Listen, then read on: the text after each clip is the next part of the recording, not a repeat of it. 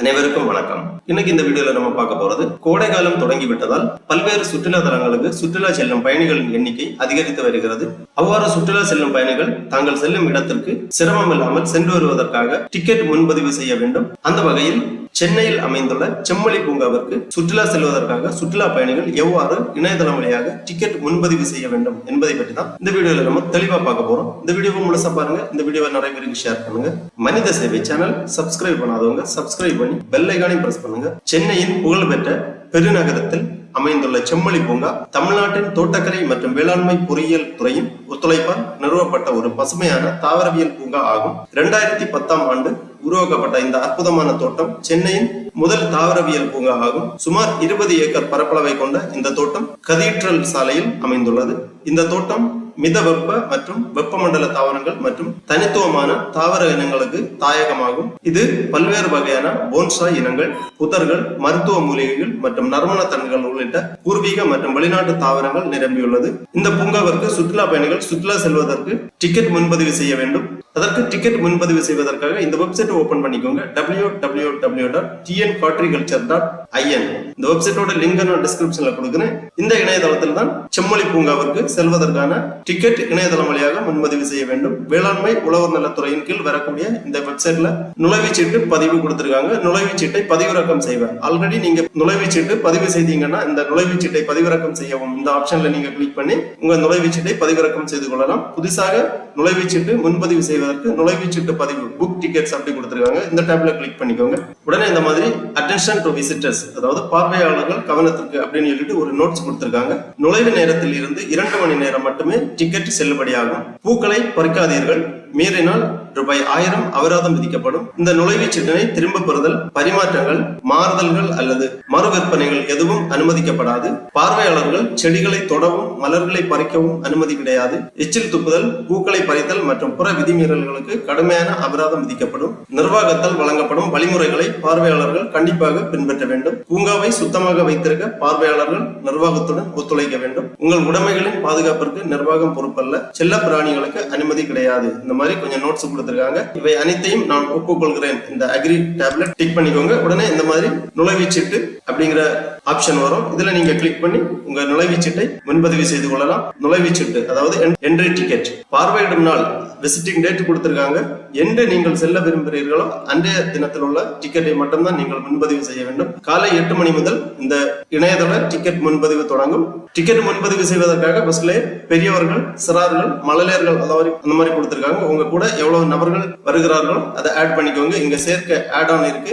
எத்தனை நபர்கள்ங்கிறத செலக்ட் பண்ணிக்கோங்க. பெரியவர்களுக்கு ரூபாய் 75, சிறார்களுக்கு ரூபாய் 40, மழலையர் அதாவது 3 வயது முதல் 4 வயது வரை உள்ள குழந்தைகளுக்கு 20 ரூபாய் டிக்கெட் முன்பதிவு கட்டணம். 5 முதல் 11 வயது வரை உள்ள சிறார்களுக்கு 40 ரூபாய், 12 வயது முதல் உள்ளவர்களுக்கு 75 ரூபாய் முன்பதிவு கட்டணம்.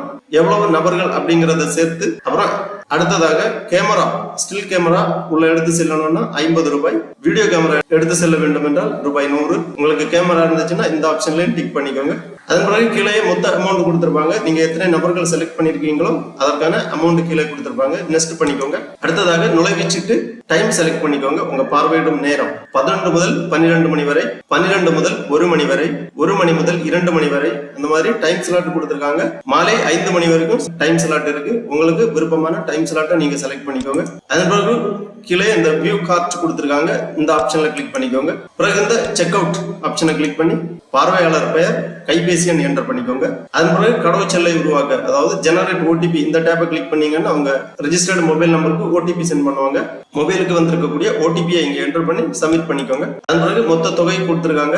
நுழைவுச்சீட்டு இணைப்பு இந்த தொலைபேசி எண்ணிற்கு SMS மூலம் அனுப்பப்படும். அதாவது நீங்க பேமெண்ட் பண்ண உடனே நுழைவுச்சீட்டு பதிவிறக்கம் செய்வதற்கான லிங்க் நீங்க கொடுத்திருக்கக்கூடிய மொபைல் நம்பருக்கு SMS பண்ணுவாங்க. அந்த மாதிரி கொடுத்திருக்காங்க. அப்புறம் அந்த செக் பாக்ஸ்ல டிக் பண்ணிக்கோங்க. நான் விதிமுறைகள் மற்றும் நிபந்தனைகளை ஏற்கிறேன் அப்படிங்கிற செக் பாக்ஸ்ல டிக் பண்ணி ப்ரொசீட் பண்ணிக்கோங்க.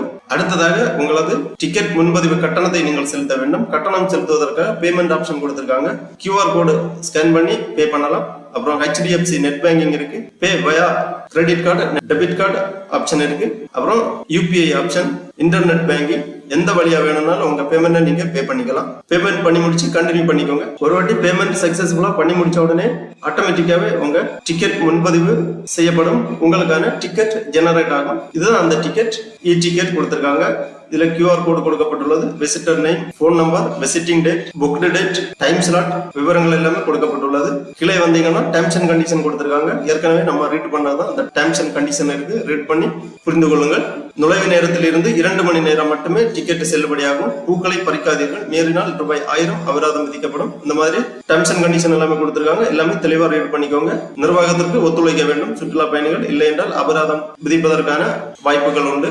பேமெண்ட் சக்சஸ்ஃபுல்லா பண்ணி முடிச்ச உடனே இந்த மாதிரி அக்ரிகல்ச்சர் ஃபார்மர் வெல்ஃபேர் டிபார்ட்மெண்ட், செம்மொழி பூங்கா, பேமெண்ட் சக்சஸ்ஃபுல் அந்த மாதிரி கொடுத்திருப்பாங்க. இங்கே டிக்கெட் டவுன்லோட் பண்றதுக்கான ஆப்ஷன் இருக்கு. திருப்பி இந்த பேஜ்ல வந்தீங்கன்னா ஒருவேளை டிக்கெட்டை நீங்க பிறகு கூட டவுன்லோட் பண்ணிக்கலாம். நுழைவுச்சீட்டை டவுன்லோட் பண்றதுக்காக இங்க கொடுத்திருக்காங்க டவுன்லோட் டிக்கெட், நுழைவுச்சீட்டை பதிவிறக்கம். அந்த ஆப்ஷன்ல நீங்க கிளிக் பண்ணீங்கன்னா இந்த மாதிரி ஆப்ஷன் வரும். இதுல உங்க கைபேசி எண்ணை என்டர் செய்ய வேண்டும். தொலைபேசி எண்ணை என்டர் செய்து கடவுச்சொல் உருவாக்குக.